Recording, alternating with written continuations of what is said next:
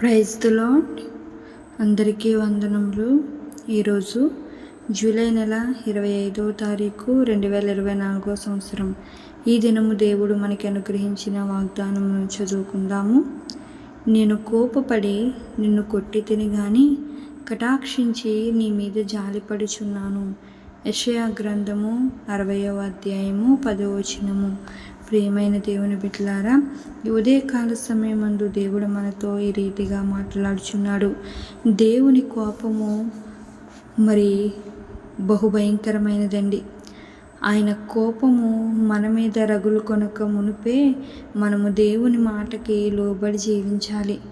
మనమేం చేస్తామంటే, దేవుడు చూసి చూడనట్టు నన్ను వదిలేస్తున్నానులే, అందరూ చేయట్లేదా, లోకంలో అందరూ తిరగట్లేదా, నేను తిరిగితే తప్పేముంది, నేను మాట్లాడితే తప్పేముంది, నేను అన్యాయంగా జీవిస్తే తప్పేముంది, అందరినీ విడిచిపెట్టినట్టు దేవుడు నన్ను కూడా విడిచిపెట్టేస్తాడు కదా. ఈ లోకంలో ఉన్నప్పుడు స్వేచ్ఛగా జీవించాలి, అన్నీ అనుభవించాలి, లోకంలో ఉన్నది ప్రతిదీ కూడా రుచి చూడాలి అని కొన్నిసార్లు కొన్ని తప్పిదముల వైపు మనము వెళ్ళిపోతూ ఉంటాం అపవాది ప్రేరేపణ చేత.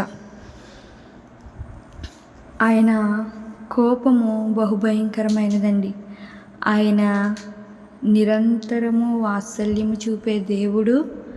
అదే రీతిగా మనము తప్పిదము చేస్తే మనల్ని గద్దించి హెచ్చరించి మనల్ని సరైన త్రోవలో నడిపించే దేవుడు కూడా ఆయనే. ఆయన కోపము ఒక నిమిషం మాత్రమే ఉంటుందంట. ఆయన దయ అనేకమైన సంవత్సరములు ఉంటుందంట. ఆయన కరుణా వాత్సల్యము మనము వెలకట్టి చెప్పలేనంత గొప్పది. నిమిషం మాత్రమే ఉండే ఆయన కోపానికి మనము కారకులుగా ఉండకూడదు. ఆయన కోపానికి, ఆయన ఉద్రేకానికి మనము ఉండకూడదు, లోన్ కాకూడదు. దేవునికి కోపము ఎప్పుడు వచ్చిందండి? ఆయన మందిరంలో వ్యాపారం చేస్తున్నప్పుడు, ఆయన మందిరాన్ని వ్యాపార గుహగా మార్చినప్పుడు దేవునికి కోపం వచ్చింది. మందిరముగా కొలవబడే మన దేహంలో మనము దేవునికి ఆయాసకరమైన పనులు చేస్తే మన దేహంతో దేవునికి కూడా మన మీద కోపం వస్తుంది. ఎందుకంటే మీ దేహము దేవుని ఆలయం అని మీరు ఎరగరా అని దేవుని వాక్యం సెలవిస్తుంది. మన దేహంతో మనము చేయకూడని పనులు చేసినప్పుడు,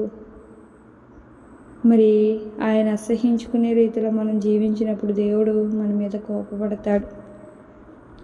ఆయన ఉగ్రతకు మనము గురి కాకుండా మనకి దేవుడు వివేచన జ్ఞానాన్ని అనుగ్రహించాడు కాబట్టి ఇది తప్పు, ఇది రైటు అని దాన్ని బట్టి మనము సరిచేసుకుంటూ ఉండాలి ప్రతిదినం మన జీవితాన్ని.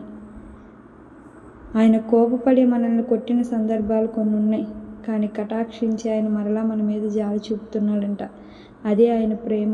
ఆయన ప్రేమ చూపినప్పుడే మనము లోబడి పశ్చాత్తాపం పొందుకొని ఆయన బిడ్డలుగా మనము ముందుకు కొనసాగినప్పుడే మనము జీవించగలమండి. లేకపోతే ఆయన కోపము బహుభయంకరమైనది. ఆ ఉగ్రత దినమందు ఆస్తి కూడా అక్కరకు రాదని దేవుని వాక్యం సెలవిస్తుంది. కాబట్టి దేవుడు నన్ను కోపపడి కొట్టిన సందర్భాలు కొన్ని ఉన్నాయి, కానీ ఆయన కటాక్షించి నీ మీద నా మీద జాలి చూపుతున్నాడు. కాబట్టి ఆయన వైపు తిరుగుదాం. అటువంటి కృప దేవుడు మనందరికీ అనుగ్రహించును గాక. ఆమేన్. ప్రార్థన. దయగలిగిన తండ్రి, ప్రేమ కలిగిన రాజువైన యేసయ్య, మీ ఘనమైన నామానికి వందనాలు ప్రభువా. ఈ ఉదయకాల సమయమందు మీరు ఎంతో స్పష్టంగా సూటిగా మాతో మాట్లాడినందుకు మీకు వందనాలు తండ్రి. మీరు గొప్పవారు, సర్వశక్తి కలిగిన దేవుడవయ్యా. అవును తండ్రి, నీ కోపము ప్రభువా తండ్రి బహుభయంకరమైనదయ్యా. అయ్యా, నీవు కోపపడి కొన్ని సందర్భాల్లో మమ్మల్ని హెచ్చరించి ఉన్నావు తండ్రి, గద్దించి ఉన్నావయ్యా.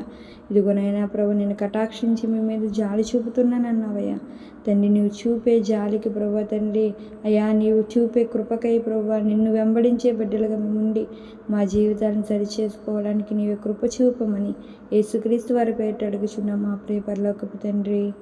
ఆమేన్. Praise the lord.